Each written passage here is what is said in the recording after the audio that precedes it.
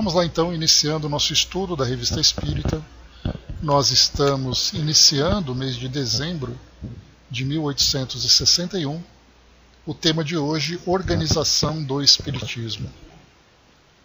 Vamos lá, no final do ano passado, nós fizemos aqui a leitura dos avisos, que Kardec então publicou logo no começo do mês de dezembro, anunciando o lançamento do livro. Só um instantinho. Aqui do livro O Espiritismo na sua mais simples expressão, ou na sua expressão mais simples, de acordo com essa tradução. Também trazia para nós aqui refutação das críticas contra o Espiritismo. E depois aqui também ele anunciava, o que é bem interessante, várias outras obras, das quais uma de importância mais ou menos igual como volume ao Livro dos Espíritos, serão publicadas no decorrer de 1862, que era o ano seguinte. Só que o detalhe é que uma nota de rodapé, lembrada aqui pelo tradutor, que nenhuma obra foi publicada em 1862. E quando ele fala aqui em cima, quando ele anuncia para nós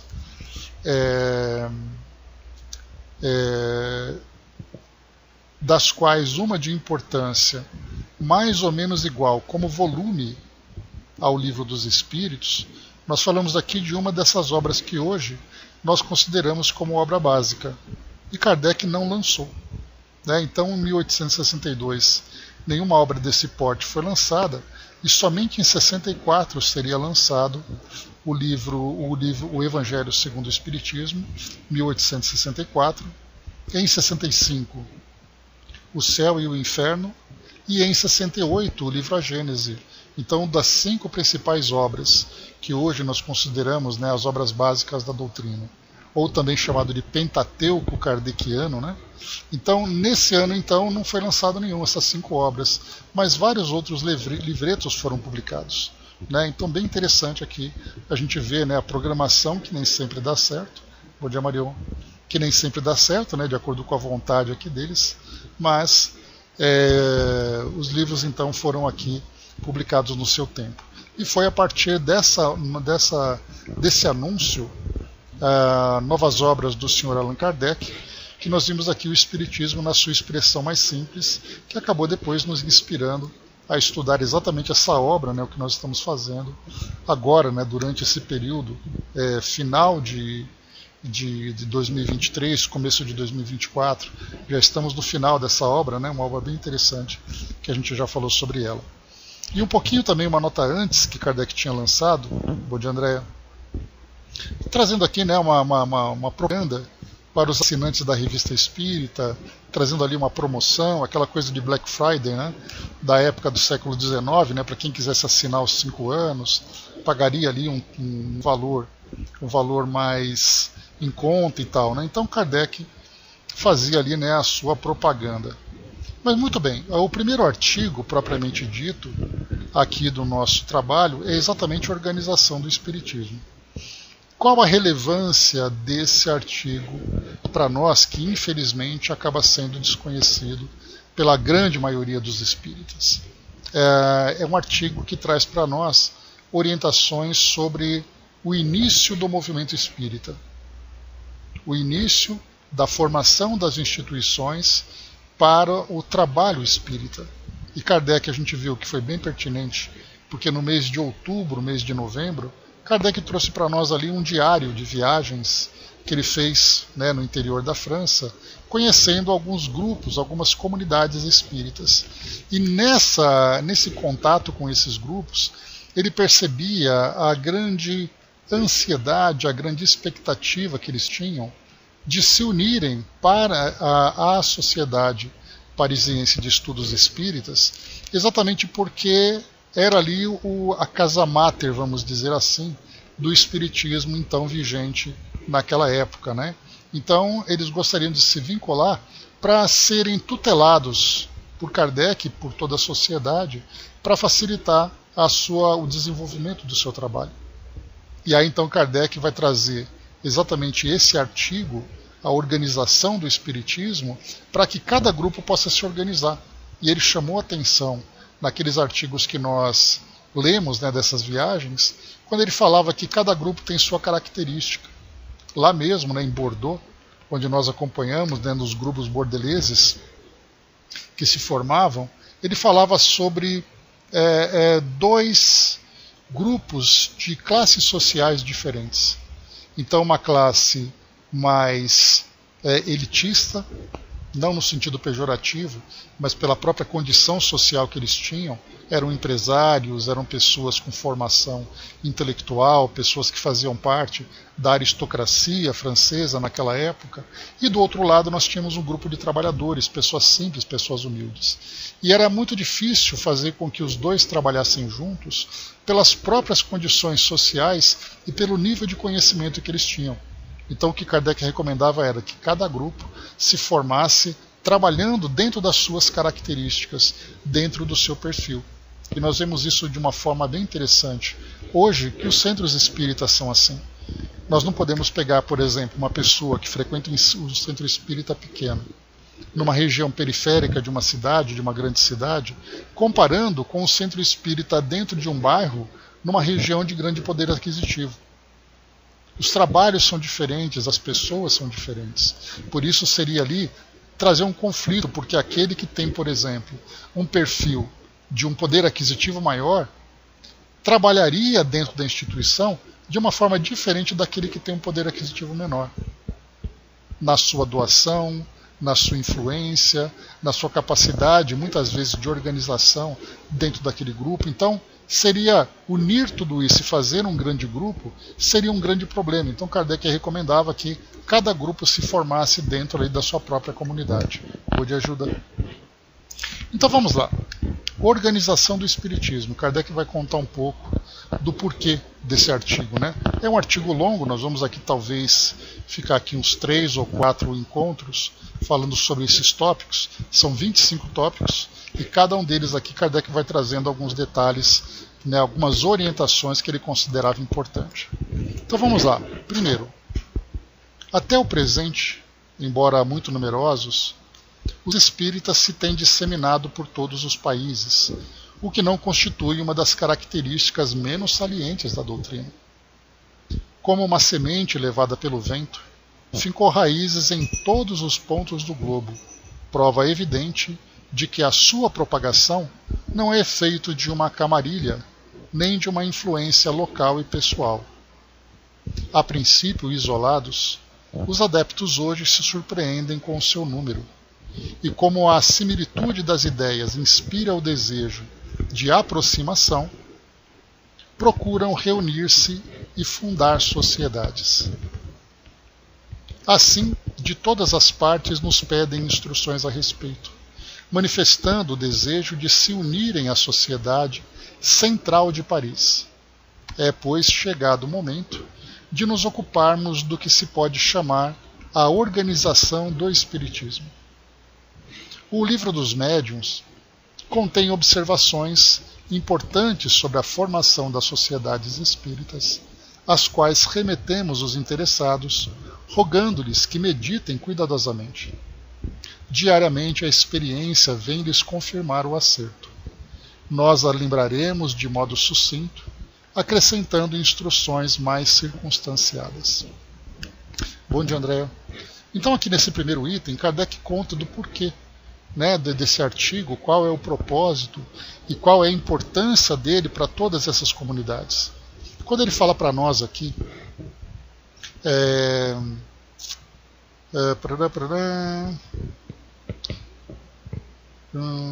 só um instantinho.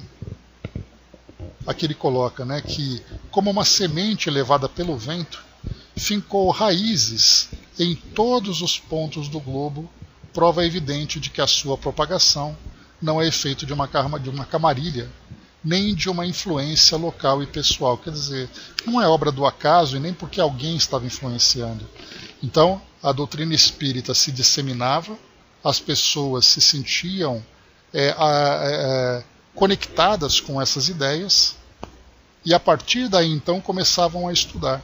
essas ideias começavam a se propagar localmente, e as pessoas percebiam que, se eu lia o Livro dos Espíritos, por exemplo, e alguém conhecido também lia o Livro dos Espíritos, por que nós não poderíamos ler juntos e discutir e aprender sobre tudo isso? E aí então essas comunidades foram formadas. Basta a gente lembrar, deixa eu só pegar rapidinho aqui, que foi feita uma pesquisa, não me recordo quem é o autor desse trabalho, mas um trabalho muito bonito, um trabalho bem bacana que foi feito. Só um instantinho. Deixa eu pegar aqui nos meus arquivos que eu esqueci de abrir.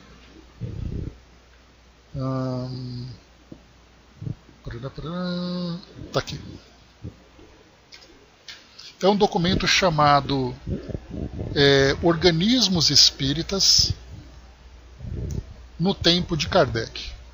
Essa pesquisa foi alguém que se deu ao trabalho de pesquisar na Revista Espírita inteira todas as menções, todas as citações que trazem alguma cidade, algum país.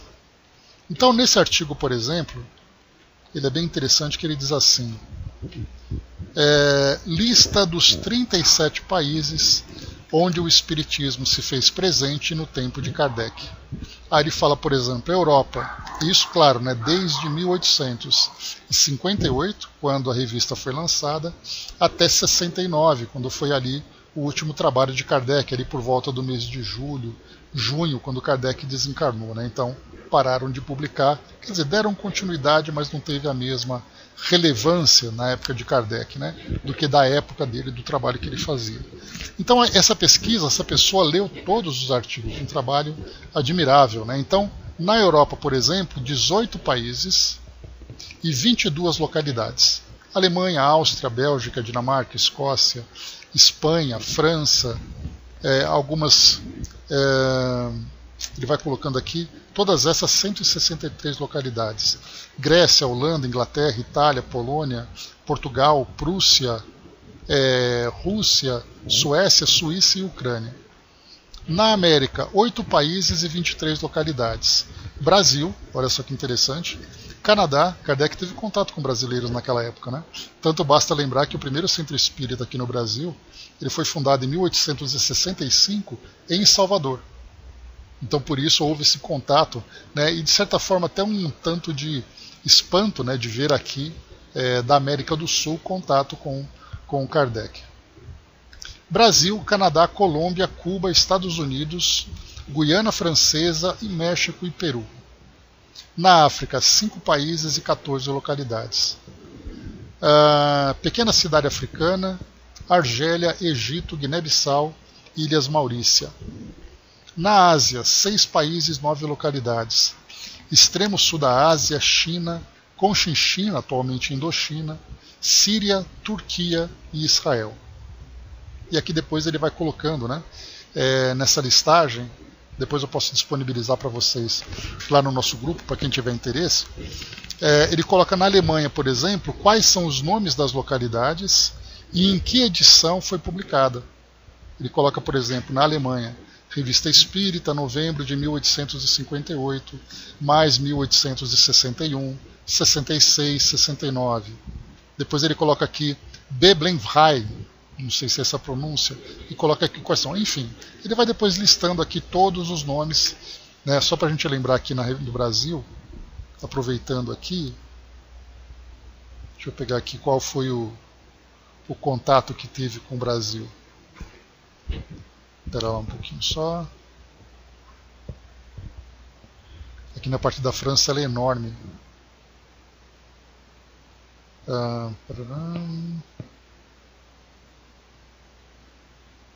Na América, Brasil, Revista Espírita de março de 61, janeiro de 67, Rio de Janeiro, Revista de 64, Salvador, 65 e 69. Então ele vai fazendo essas menções, que é bem interessante. Pois é, Braz, nós tivemos inclusive um congresso lá em Cuba, né? Valorizando. E a propósito, agora em 2025, o próximo Congresso Espírita Internacional vai ser no Uruguai. Para quem tiver interesse, dá uma chegadinha lá. né, é aqui vizinho, né, então é bem interessante. Então já teve na Colômbia, já teve em Cuba, teve em Portugal, teve na França em 2004, né, que foi ali o ducentenário do nascimento de Kardec, né, e agora vai ter no Uruguai também aqui um evento dessa dimensão. Então aqui nós temos essas informações todas. Então nesse primeiro item, Kardec traz para nós então a base, né, o motivo de ter escrito esse artigo. Ele coloca o seguinte: no livro dos médiuns contém observações importantes sobre a formação de sociedades espíritas. Então aqui, chegando, né, no livro dos médiuns, só para lembrar, nós vamos ter aqui no capítulo 29 reuniões e sociedades. E ele distribui em 4 itens. Reuniões em geral, e aí ele vai falar sobre essas reuniões em geral de um modo bem bacana, que ele vai mencionar reuniões, por exemplo, reuniões espíritas sérias, frívolas. Ele vai falar sobre reuniões experimentais, reuniões instrutivas, reuniões de estudo, estudo de casos, por exemplo, né? Basta a gente ver na própria Revista Espírita, quando tem um artigo que ele coloca, né, saiu no jornal tal um determinado fato. E aí ele pega então aquele artigo, traz, inclusive fazendo evocações, né, trazendo ali as personalidades envolvidas naquele fato. Ele coloca também aqui o objetivo das reuniões, enfim. Né, ele coloca aqui então nesse artigo, capítulo 29, esses 4 itens, que são então mais uma vez reuniões em geral, sociedades propriamente ditas, assuntos de estudos, rivalidades entre as sociedades. E olha, quando Kardec coloca rivalidades entre as sociedades, ele já previa naquela época aquela fogueira de vaidades.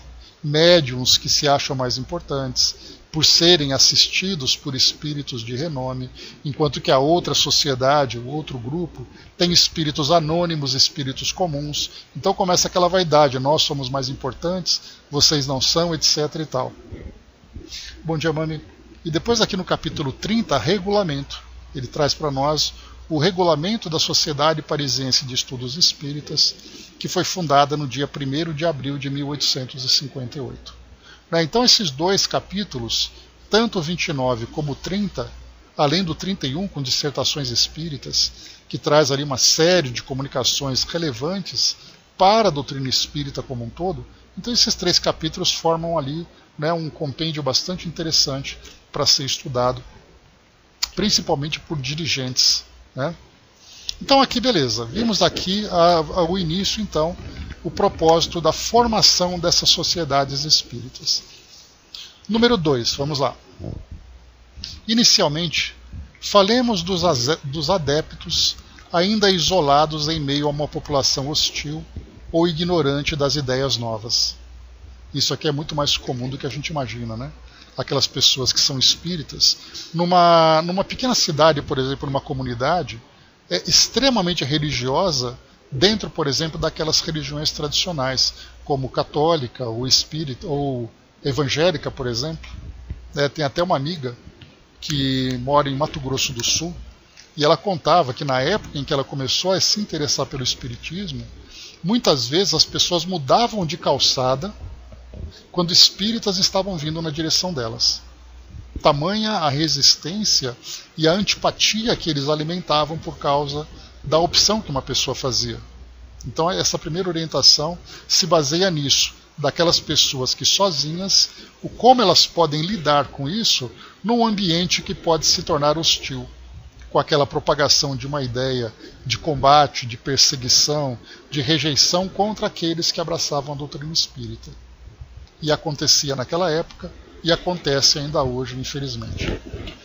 Não nas grandes cidades, né, porque é um ambiente tão grande, tão diverso, mas em cidades pequenas, em comunidades distribuídas no interior do Brasil ou em outras regiões do planeta, né, nós vamos encontrar ali alguns locais ali onde existe uma antipatia muito grande. Seguindo, todos os dias recebemos cartas de pessoas que estão neste caso e que perguntam o que podem fazer na ausência de médiuns e de coparticipantes do espiritismo.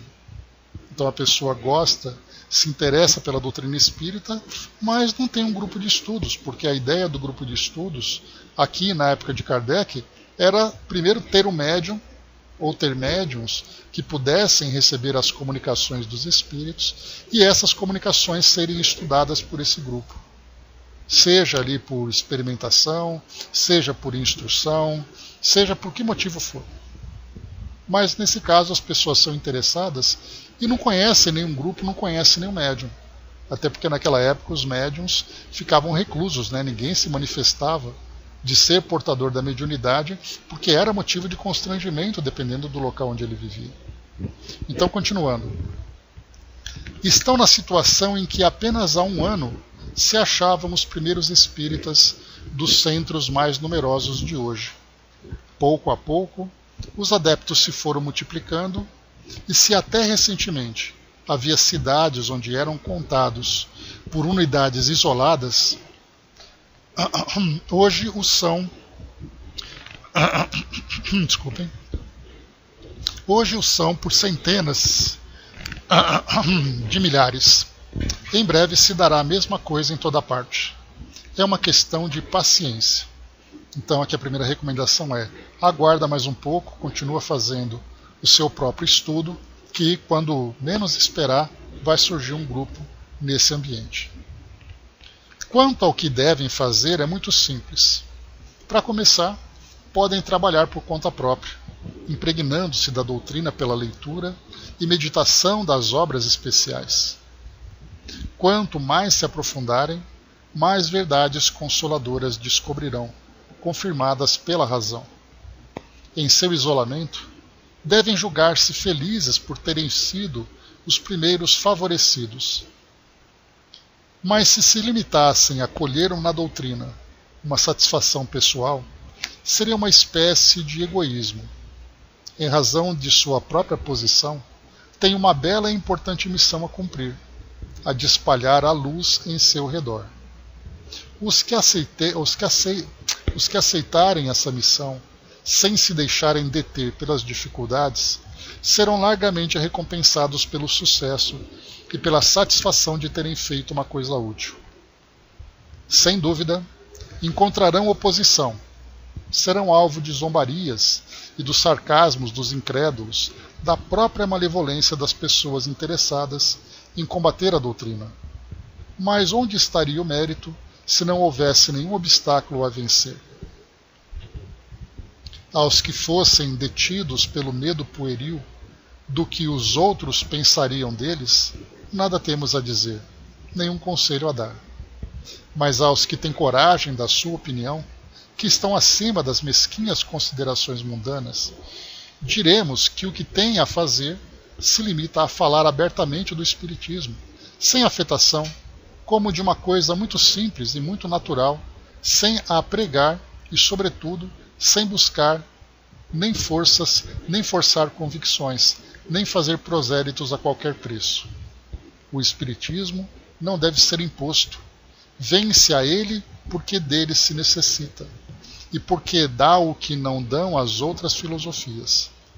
Bom, aqui Kardec ele vai mencionando que para aqueles que vivem isolados, né, que não têm essa possibilidade de fazer parte de um grupo de estudos, ou de serem dotados da própria mediunidade, né, de terem essa faculdade para fazerem essa comunicação com o plano espiritual, então a instrução é fundamental, a autotransformação é fundamental, o exemplo dentro daquela comunidade desse espírito cristão mais desenvolvido é fundamental, e eventualmente falar sobre o Espiritismo, especialmente do seu aspecto consolador, sempre quando surgir a oportunidade.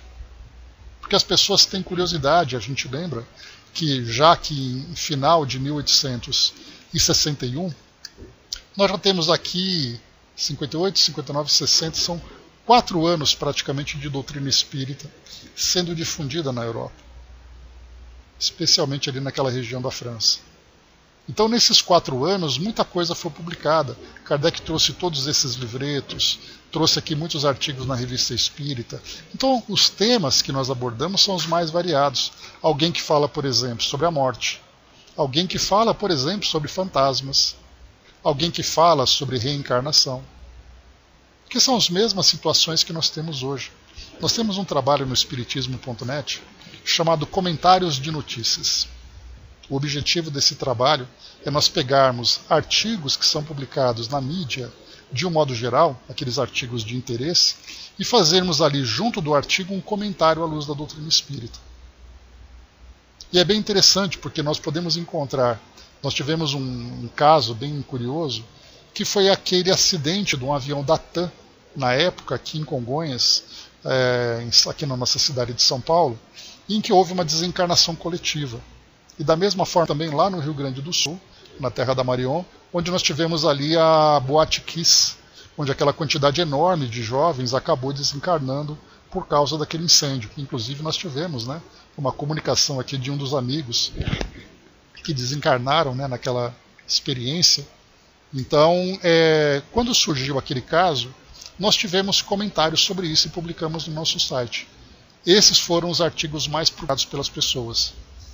Porque hoje, com a doutrina espírita sendo tão difundida como ela é hoje, é muito comum as pessoas terem essa curiosidade. O que a doutrina espírita tem para dizer sobre isso? E nós temos desde situações que são assim de grande proporção, como é o caso dessas desencarnações coletivas, o caso de guerras, por exemplo, de genocídios, de fome, esses eventos, esses transtornos naturais, terremotos, tempestades, etc., etc., que vão provocando tudo isso na vida das pessoas. Então nós temos desde esses de grandes proporções até algo muito pequeno. Por exemplo, né, crianças chifópagas, aqueles dois gêmeos que nascem grudados. Poxa vida, mas o que a doutrina espírita tem para dizer sobre isso? De repente surge clonagem de animais e clonagem de pessoas. O que o espiritismo tem para dizer? Então ele pode falar sobre economia, sobre tecnologia, sobre ciência, filosofia, sociedade, de vários temas.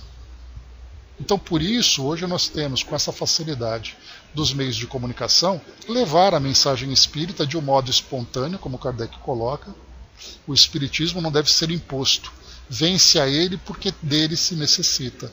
E essa necessidade ela pode ser desde aquela mais aguda, mais crítica, quando a pessoa precisa da consolação que o Espiritismo oferece, ou mesmo uma necessidade de esclarecimento. Então hoje nós encontramos canais no YouTube, encontramos sites, encontramos grupos de modo geral, livros espalhados para todo lado, e isso tudo vai estimulando as pessoas a quererem saber mais. Mas são elas que buscam.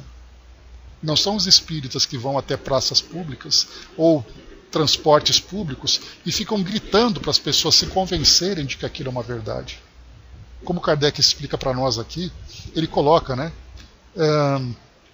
Ele diz assim: mas aos que têm coragem da sua opinião e que estão acima das mesquinhas considerações mundanas, diremos que o que tem a fazer se limita a falar abertamente do Espiritismo, sem afetação, como de uma coisa muito simples e muito natural, sem a pregar e, sobretudo, sem buscar nem forçar convicções, nem fazer prosélitos a qualquer preço. Os prosélitos são aqueles convertidos, né? Então, a doutrina espírita não tem o objetivo de converter pessoas. Não, você tem que se tornar. A opção é sua. Nós chegamos até a comentar sobre isso. O espiritismo não impõe, ele propõe. E essa proposta pode ser aceita ou não pelas pessoas. O nosso caso, por exemplo, de termos um grupo aberto e depois esse conteúdo ser divulgado lá no canal do Dudu, para que todo mundo possa ter acesso, quem tiver interesse, é uma questão pessoal. Isso pode ser útil ou pode não ser útil, pode interessar ou não ter qualquer interesse, as pessoas fiquem à vontade. E hoje nós temos essa liberdade de levarmos a público, né, as nossas ideias através desse mecanismo, mas o que Kardec coloca aqui era uma época diferente. Imaginemos se nós estivéssemos numa cidade muito pequena, fortemente influenciada por uma determinada ideia religiosa, e eu começo então a fazer reuniões abertas, públicas, para falar de espiritismo. Seria ali um combate muito ferrenho, que poderia ali me testar, provar a minha determinação e minha convicção, ou poderia fazer com que eu me recolhesse. Eis a questão, né? Mas eu colocou, né, na comida, né? Conheço várias pessoas que encontraram conforto, né? Não entendi se na comida, mas, né? Ah, na Covid, tá. Eu entendo, né? Coisas da tecnologia. Então, na Covid, né, conheço várias pessoas que encontraram conforto através da doutrina espírita. E nós vamos perceber que até mesmo, né, nós tivemos uma experiência muito grande com isso, lá no espiritismo.net, de fazermos, né, de propormos ajuda para atendimento fraterno virtual, grupos que começaram, grupos de estudos que se concentravam em casas espíritas e passaram a fazer estudos virtuais abertos para o público, com palestras, com encontros, isso tudo durante esse período de pandemia. Então houve, claro, o lado negativo da Covid para a vida de muitas pessoas, para a vida da sociedade de modo geral. Mas também nos propôs uma nova forma de fazer a divulgação da doutrina espírita. E não apenas a doutrina espírita, claro, né, mas nós encontramos também grupos evangélicos, né, missas que eram transmitidas pelo YouTube, coisa muito curiosa. Né, era uma câmera filmando assim o padre na frente do altar e ele ia fazendo a missa do mesmo modo que fazia presencialmente. Então isso é uma difusão da doutrina espírita, uma difusão de ideias de modo geral. O Brás colocou, né, o avanço da ciência foi tão grande que às vezes assusta, né? E agora, né, Brás, é a gente aprender a lidar com tudo isso como aconteceu no início. Só que como a tecnologia vai avançando, nós temos também que nos adaptar e saber fazer bom uso dela. Né? Porque a gente infelizmente vê também algo muito negativo sendo usado. Então a tecnologia ela é neutra, assim como o dinheiro é neutro. Cada um usa do modo como lhe convém e os resultados depois serão colhidos. Então, essa orientação que Kardec trouxe aqui nesse ponto inicial, fala então sobre aquele que vive isolado.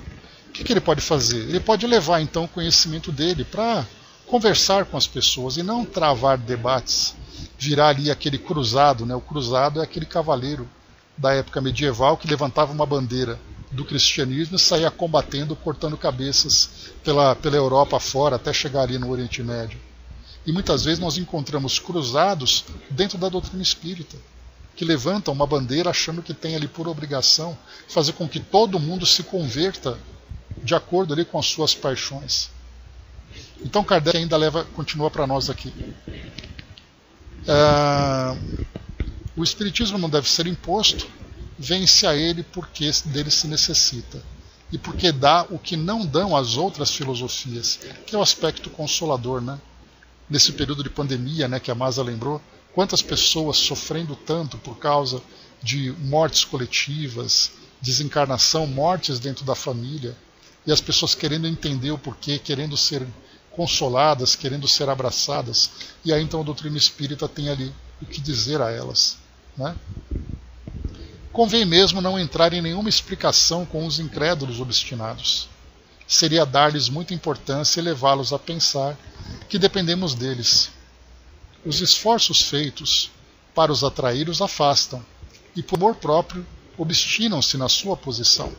Aqui o que ele quer dizer é assim, que quem não acredita, quanto mais você insiste, mais ele resiste. É igual aquele nó. Você dá aquele nó, né? Quanto mais você aperta, mais difícil ele fica de desatar. E a mesma coisa acontece com relação a esse amor próprio, a esse orgulho, né? A minha opinião é essa e eu não vou mudar de jeito nenhum, mesmo que eu esteja errado. Eis porque é inútil perder tempo com eles. Quando a necessidade se fizer sentir, virão por si mesmos. Enquanto esperamos, é preciso deixá-los tranquilos, satisfeitos no seu ceticismo, que, acreditai, muitas vezes lhes pesa mais do que dão a aparecer. Porque, por mais que digam, a ideia do nada após a morte tem algo de mais assustador, de mais doloroso que a própria morte. E isso não apenas para as próprias pessoas, né? Mas também para as pessoas do seu círculo pessoal. Então, por exemplo, um pai, uma mãe, um irmão que perde um filho, que perde um ente querido pela desencarnação, na sua relação ali, na sua convivência aqui no mundo material, ele vai dizer que depois da morte não existe nada. Como é que ele pode entender que aquela pessoa que ele tanto ama simplesmente vai deixar de aparecer? Vai deixar de existir? Então, por isso, o ceticismo ele é muito tranquilo quando a pessoa não precisa passar a prova, por exemplo, das suas convicções. E quando se fala passar a prova, não é colocá-lo num debate. É você fazer ele viver experiências que somente o entendimento de que existe algo além da vida material vai trazer para ele um esclarecimento. Então é o próprio medo de deixar de existir e o medo daquelas pessoas desaparecerem. Sem dúvida, é bastante perturbador. Mas, ao lado dos gracejadores, há pessoas que perguntarão: o que é isso? Apressai-vos, então, em satisfazê-las, proporcionando-lhes explicações conforme a natureza das disposições que nelas encontrardes. Quando se fala do Espiritismo em geral, é preciso considerar as palavras que se pronunciam como grãos lançados ao léu. Muitos deles caem sobre pedras e nada produzem. Mas se cair um só em terra fértil, deveis julgar-vos feliz. Cultivai-a e ficais certos de que essa planta, frutificando, dará origem a outras tantas. Para alguns adeptos, a dificuldade é responder a certas objeções. A leitura atenta das obras lhes fornecerá os meios. Para tal efeito, poderão se servir da brochura que vamos publicar, sob o título Refutação das Críticas contra o Espiritismo, do ponto de vista materialista, científico e religioso. Aí uma nota de rodapé aqui. Essa brochura teria sido realmente publicada? Pelo menos não aparece na relação de obras espíritas de Allan Kardec arroladas no capítulo 1, volume 3, da pesquisa bibliográfica de Zeus Van Tuyl e Francisco Thyssen. Então aqui, essa obra, que foi colocada esse título, infelizmente não foi encontrada nas pesquisas desses pesquisadores aqui, que procuravam fazer ali uma bibliografia, além da biografia, a bibliografia de Kardec. Então essa obra não foi encontrada. Mas o que nós vamos encontrar é lá no livro que é o Espiritismo, que também tem ali um conteúdo bastante interessante. Ele usa o diálogo, que foi um sistema utilizado lá por Platão, depois foi usado por Galileu, que é aquele livro que, em vez de você falar sobre uma determinada ideia, você cria personagens para conversar sobre elas. E aí Kardec, então, no livro que é o Espiritismo, ele traz exatamente esses três personagens, aquele materialista, aquele científico e aquele religioso. E aí entre eles, então, eles vão conversando, cada um ali trazendo a sua proposta e a sua ideia. E Kardec, no meio desse diálogo, ele vai trazendo ali os temas espíritas para trazer o esclarecimento, que é bem interessante. Então o que Kardec chama atenção aqui para nós, e a importância, a grande relevância do estudo, é nós estarmos preparados, não apenas, nesse caso, para trazer para nós um entendimento sobre a realidade da vida, mas que nós também estudemos para que quando surgir a oportunidade de falar de Espiritismo, nós falemos com conhecimento, com sabedoria. Por isso ele coloca para nós, ele diz assim, deixa eu voltar um pouquinho aqui. Está aqui, para alguns adeptos, a dificuldade é responder a certas objeções. O que são essas certas objeções? A leitura atenta das obras lhes fornecerá os meios. Essas objeções é alguém dizer, olha, eu não acredito nisso. Prova que isso é verdade. Lá está escrito de um jeito e você está dizendo o contrário. Então todas essas questões acabam surgindo muitas vezes nos debates. E naquela época, assim como hoje também, isso acontece, só que nós temos muitas vezes aqui uma via de mão única. Alguém lança um vídeo, alguém lança um artigo, trazendo críticas severas, críticas bastante agressivas contra determinada filosofia, e não há o debate, não há conversa sobre isso. E nesse caso, Kardec já propõe, para esses casos, não perca tempo. Não desperdice o seu tempo para convencer aquele que já está convencido de alguma coisa. Mas quando alguém quiser entender o que é isso, me explica melhor isso. Vamos comparar com tal coisa. E aí então os argumentos devem surgir. E por isso ele coloca, estudar ali a leitura atenta das obras lhes fornecerá os meios. E hoje, mais do que nunca, nós temos obras e mais obras e mais obras com vários autores, com vários temas. Inclusive, gerando debate entre os próprios espíritas. Porque quando Kardec coloca, como nós vimos aqui, né, no o Livro dos Médiuns, rivalidades entre as sociedades, o que nós temos hoje de rivalidades entre sociedades, entre grupos, entre pessoas, entre espíritas, é absurda, né? De pessoas que eu acredito nesse, porque eu não acredito naquele, porque Emmanuel, porque André Luiz, porque Chico, porque Kardec, e começa então aquele debate, né? Aquele conflito interno. E Kardec já previa essas rivalidades naquela época, que nada mais é, mais uma vez, do que uma fogueira de vaidade ardente. Mas aqui então, o que Kardec propõe nesse segundo artigo, então, nesse segundo item, é exatamente para aquelas pessoas que vivem isoladas. Estude. Estude para você, estude para a sua transformação e estude para se preparar para esclarecer aqueles que querem conhecer o Espiritismo. Aqueles que não conheceram o Espiritismo, mas têm dúvidas sobre determinadas situações, como foi o caso que eu trouxe para vocês daqueles comentários de notícias. Como é que é possível explicar tal coisa? Muitas vezes nós colocamos, por que Deus não impediu que aquilo acontecesse? Por que Deus, vendo tanta coisa acontecer, Ele não vem e transforma as coisas?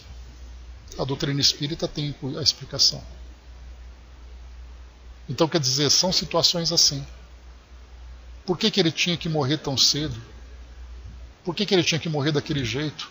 Lembrando o Evangelho segundo o Espiritismo. Ele era uma pessoa tão boa, por que ele morreu?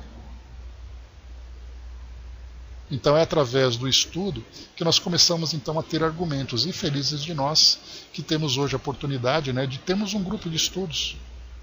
Que vamos conversando, analisando, refletindo sobre tantas questões. Porque isso vai trazendo para nós, né, o melhor entendimento daquilo que a doutrina espírita propõe e nos ajudando também a ajudar aqueles que precisam. Seja de que forma for. Seja através de uma conversa, porque hoje nós temos um campo muito maior do que se tinha naquela época. Lá, por exemplo, as sociedades se juntavam para fins de estudos. Hoje nós temos centros espíritas que têm tarefas das mais variadas, uma tarefa social, uma tarefa de assistência, uma tarefa de cura, um grupo de estudo, um atendimento fraterno, um grupo mediúnico e tantas outras tarefas. E isso vai nos preparando hoje, nós vamos nos tornando mais especialistas do que generalistas, do que era o que acontecia na época de Kardec. Porque generalista podia falar de tudo, né? Hoje não, hoje se você é um médium, você faz o estudo do Livro dos Médiuns durante muito tempo e se torna conhecedor do tema. Assim como atendimento fraterno, assim como estudos, assim como na área social. As pessoas estudam, elas se aprimoram para isso. E naquela época de Kardec não havia tanta necessidade. Fazendo uma comparação, né, é mais ou menos como acontecia com os naturalistas naquela época. Né? O naturalista era aquele geógrafo, aquele biólogo, aquele botânico que estudava sobre coisas da natureza. Hoje não. Hoje, se você quer estudar a natureza, escolhe o que você quer estudar, porque do contrário você não vai conseguir. De tanto conhecimento, tamanha profundidade da ciência na atualidade. Eu assisti recentemente a um documentário que falava sobre a Antártida, né, um documentário produzido pela Universidade de São Paulo, pelo Instituto Oceanográfico. E aí então, conforme o documentário foi desenrolando, trazendo ali informações, imagens muito bonitas e curiosas, alguns especialistas iam aparecendo para falar sobre determinadas características do continente antártico. E esses especialistas eram doutores em coisas que eu nem sabia que existia. Eu falava, meu Deus, como é que o conhecimento ele se afunilou tanto que alguém para estudar, por exemplo, né, um ambiente aquático na Antártica, tem uma pessoa que só estuda aquilo com tamanha profundidade. E ele vai dedicando a vida dele, anos e anos de estudo, só para estudar aquela cabecinha de alfinete do campo da ciência. Então hoje a doutrina espírita também é assim. Nós temos esse conhecimento geral, mas para nós que desenvolvemos atividades de alguma forma dentro da doutrina, nós acabamos também nos dedicando a alguma coisa. Basta lembrar, né, Didima, estudar a evangelização, por exemplo, não é para qualquer um.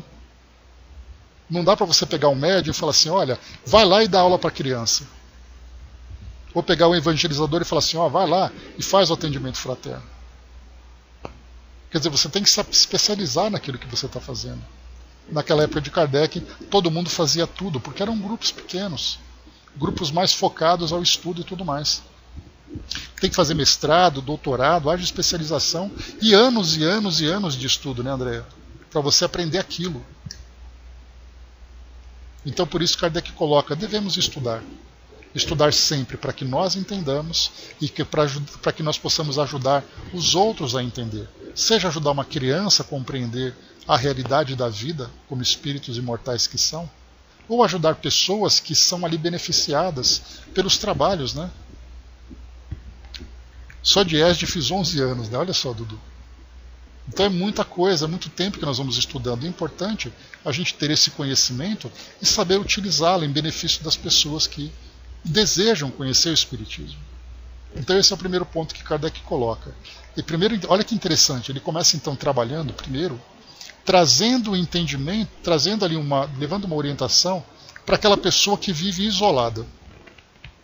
Ela não tem condições de se juntar com mais ninguém porque não existem outras pessoas que trazem as mesmas convicções. Então, já que você está sozinho, trabalhe isoladamente, mas trabalhe com sabedoria, com estudo, com conhecimento, com transformação pessoal. Lembra daquela passagem que a gente já conversou? Muitas vezes você é o único evangelho que a pessoa leu na vida. Significa que as virtudes que são faladas dentro da doutrina espírita, elas não precisam ser lidas num livro para explicar isso para alguém. As nossas condutas, a nossa atitude, já vai mostrar para ela o benefício que o Espiritismo trouxe para cada um de nós. Por isso, então, o melhor exemplo da doutrina espírita vem através do nosso próprio exemplo. André colocou, é verdade, mas na grande maioria dos participantes de palestras não entende disso, né? Pois é. É porque nós temos que, lembra que Kardec colocou, nós chegamos até a estudar sobre isso, é preciso aprender a aprender. E é preciso aprender a ensinar. E hoje nós temos um automatismo tão grande dentro da doutrina, que nós produzimos estudos e palestras de tal forma, com tanta intensidade, sem entender exatamente o objetivo dele. De que modo que ele pode afetar as pessoas que estão tendo contato com aquilo que nós estamos produzindo. Livros são publicados, palestras, congressos. Será que isso realmente está fazendo algum efeito naquelas pessoas que estão ali se aproximando? Muito bem, então bem bacana, né, essa primeira colocação de Kardec. Falemos agora da organização do Espiritismo nos centros já numerosos. Deixa eu só ver o tamanho desse item. Tá. Ele é pequeno, dá pra gente fazer. O aumento incessante dos adeptos demonstra a impossibilidade material de constituir-se numa cidade, sobretudo numa cidade populosa, uma sociedade única.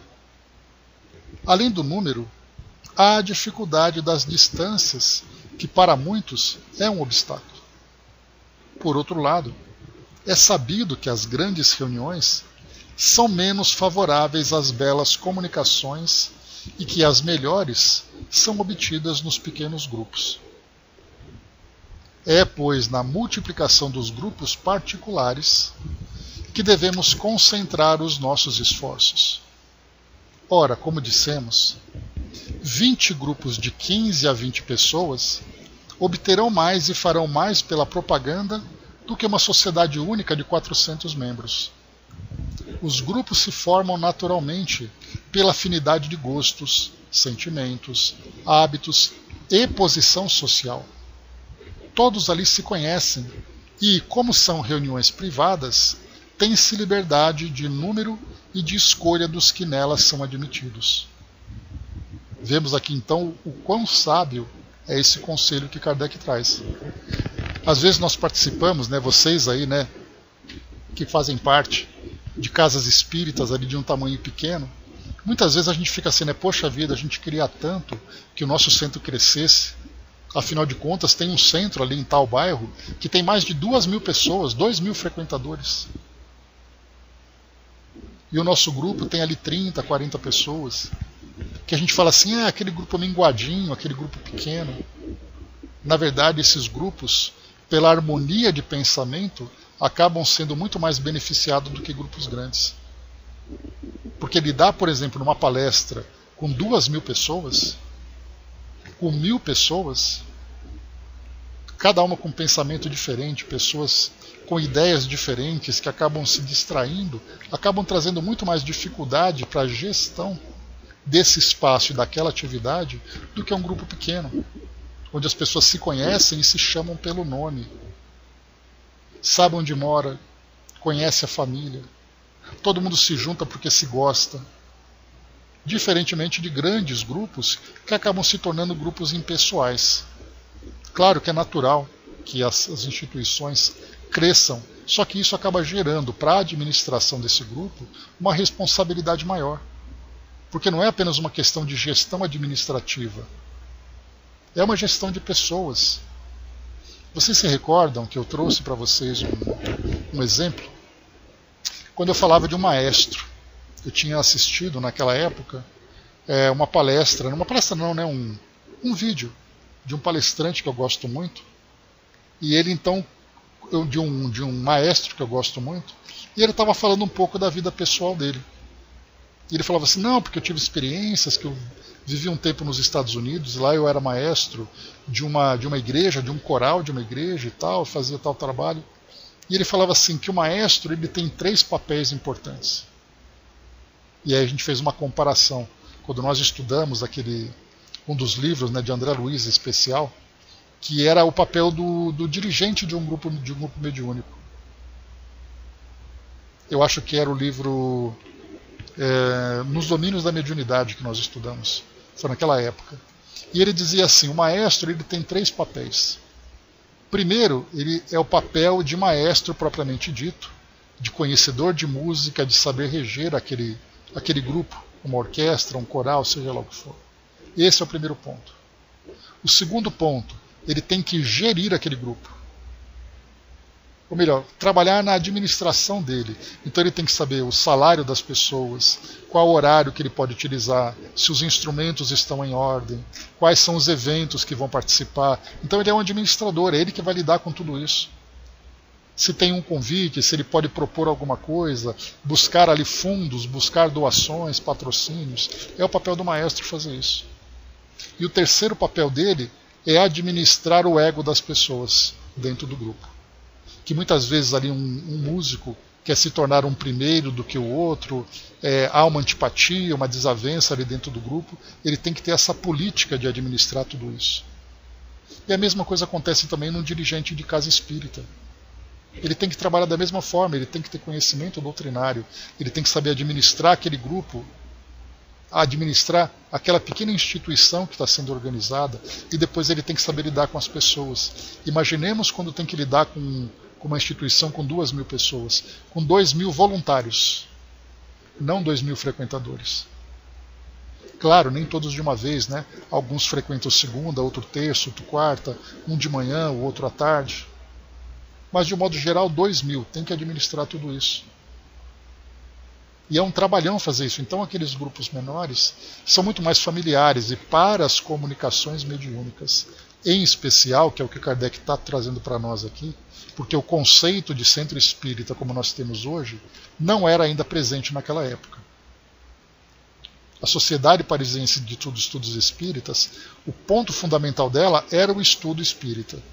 Hoje não, hoje as instituições trazem um papel educativo, estudantil, ou acadêmico, né, social, etc, etc. Então, o que nós fazemos hoje não se fazia naquela época. Então, quando Kardec foca no trabalho mediúnico, ele dizia que se você reúne pessoas para receber comunicações e estudar sobre elas, é muito importante que haja uma harmonia naquele grupo. E essa harmonia será muito mais favorável, como Kardec coloca, 15 grupos de 20 a 30 pessoas do que um grupo de 400. Porque chegar a uma comunicação mediúnica no meio de 400 pensamentos é como se nós tentássemos ouvir música e você ouvisse interferência de outras estações. É aquele ruído, é aquela falação, a mente das pessoas distraídas, etc, etc. Colocar 400 pessoas quietas e colocar 20 pessoas quietas, existe uma diferença muito grande. Daí a gente percebe, né, como é difícil quando nós temos então aqueles congressos, quando vem comunicação no fim do congresso, por exemplo. Quando vem o Dr. Bezerra de Menezes, através do Divaldo, por exemplo, trazendo uma comunicação, qual a dificuldade que ele tem de trabalhar? Pois é, Angelina. O Richard Simonetti, aqui em Matão, no interior de São Paulo, era um grupo de 600 médiums. Um trabalho extremamente difícil, nós falamos sobre isso na época. Nós pegamos, né, aquele livreto dele e trouxemos algumas questões para falar de temas que a gente estava estudando. Então era difícil. Dudu colocou, trabalhei numa casa com 18 pessoas e 2 passistas para pelo menos umas 30 pessoas para receber passes, era muito bom. Recebia muita irradiação do plano espiritual. O presidente faleceu, a casa fechou, onde fui para o que estou hoje desde 86. Né? Então a gente tem aquela ideia de quanto mais melhor, né? Nossa, eu participo de um centro espírita enorme. Quantos ali sabem seu nome? Somente aquele grupo que você convive. Se você vai num dia diferente daquele que você está acostumado, você é o mero estranho. Se não é o crachá que você está usando, você passa como um convidado, um visitante. Então Kardec recomendava isso para os grupos mediúnicos. Hoje as casas espíritas têm um trabalho diferente. No caso, por exemplo, das comunicações mediúnicas, por isso que hoje elas são feitas de um modo separado do público. É aquele grupo de médiuns que se reúnem em tal hora, em tal lugar, isolado de toda a massa, para que o trabalho seja contido, seja protegido de todo aquele tumulto que acontece em volta. Naquela época não, naquela época o trabalho acontecia diante do público.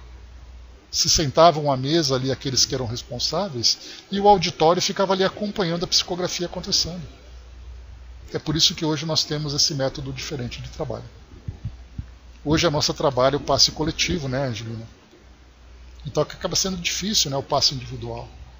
Tem aquelas instituições que trabalham o passe coletivo, mas tem aqueles trabalhos dentro da instituição, que é o trabalho de cura propriamente dito, que aí então é feito dentro daquela câmara, dentro de um ambiente reservado. Né? Então, mais uma vez, vocês vão analisando aquilo que Kardec vai trazendo aqui de orientação, fazendo uma comparação para aquilo que vocês vivenciam nas instituições, para aquilo que nós vivenciamos dentro das instituições. Como se trabalhava naquela época, qual a importância de se trabalhar dessa ou daquela forma, como se trabalha hoje, o que pode ser utilizado para se melhorar o trabalho que é feito. Então tudo isso faz parte dessa valiosa instrução que Kardec faz. É por isso que dirigentes deveriam ler e reler esse tema, a organização, porque não é apenas a organização em si, mas por que se organizar dessa forma. Qual o benefício para o trabalho, para as pessoas, para os atendidos, de um modo geral. Mas ainda há muita discriminação com o TC. Né? Com o TC, tudo. Traduz para mim, por favor.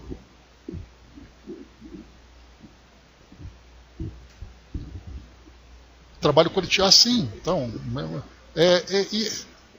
é uma questão de perfil, né, Dudu? Por isso que cada grupo trabalha de uma forma de acordo com o perfil dos dirigentes. Mas, quando Kardec fala sobre rivalidades, nós temos então esses grupos que falam, olha, aquele centro espírita trabalha de um jeito que não sei não. E pode ser um trabalho muito bem organizado. Mas o importante é pensar sempre no benefício. Porque as pessoas vão buscar, quanto melhor a referência. Nós temos aqui em São Paulo, por exemplo, Centro Espírita Nosso Lar Casas André Luiz, que é uma instituição absurdamente grande, que envolve trabalhos sociais, trabalhos de assistência social, assistência médica, tem hospital, e é uma coisa absurda de grande. E os administradores têm que lidar com tudo isso. E para isso, então, vai a competência, né, dos dirigentes para fazer com que essa instituição mantenha a qualidade do seu trabalho, beneficie aqueles que procuram e tenha também manutenção da sua credibilidade. Porque uma instituição assim, ela depende de doações, depende de auxílio para poder se manter. E quanto mais credulidade ela tiver, mais credibilidade ela tiver, melhor a assistência que ela vai receber. Então, é sempre muito complicado. E envolve energia, né, mano? Então, essa questão das energias mentais que nós produzimos, é algo que precisa ser administrado com muito cuidado. Mas é isso, meus amigos. Vimos aqui então os 3 primeiros itens dos 25 que nós vamos estudar. Kardec fala então aqui inicialmente do porquê dessa organização, traz ali orientações para as pessoas que estão isoladas dentro de uma comunidade e desejam se melhorar, desejam evoluir dentro do trabalho espírita, e depois ele começa a trazer para nós orientações de como os grupos devem se unir, o cuidado do tamanho do grupo, do propósito do grupo. Tudo isso faz parte, né, desse processo, né, de organização. Então fechamos por aqui. Próximo encontro que nós vamos estudar o item número 4, que vai falar ainda sobre a multiplicação dos grupos.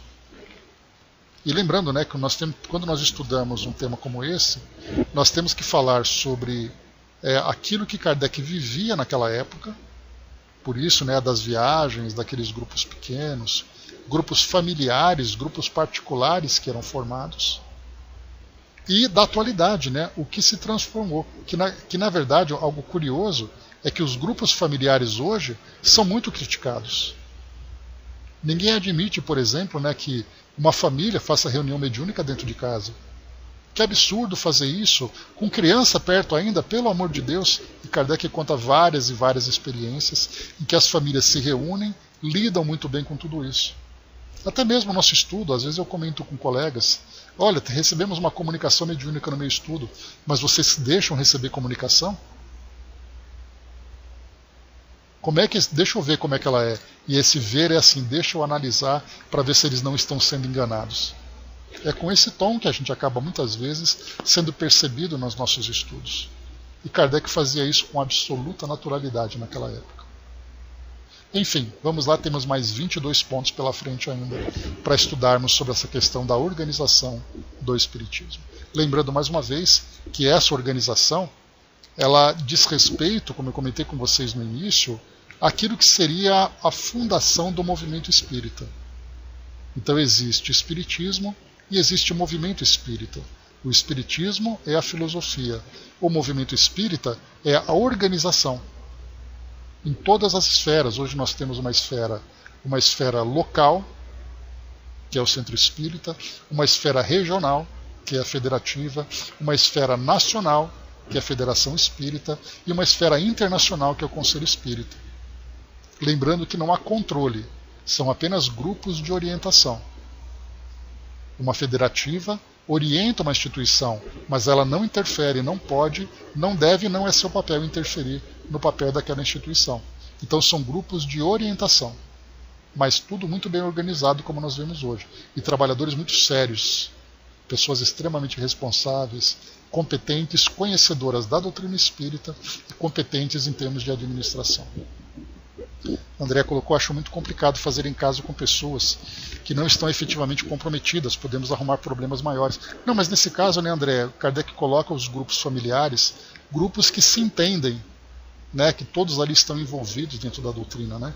Não é fazer isso dentro de casa e acabando criando problema, né, porque isso não é o correto. Então, como Kardec fazia, né, as famílias se juntavam, pessoas todas espíritas, famílias espíritas, pessoas que eram estudiosas, e o trabalho acontecia.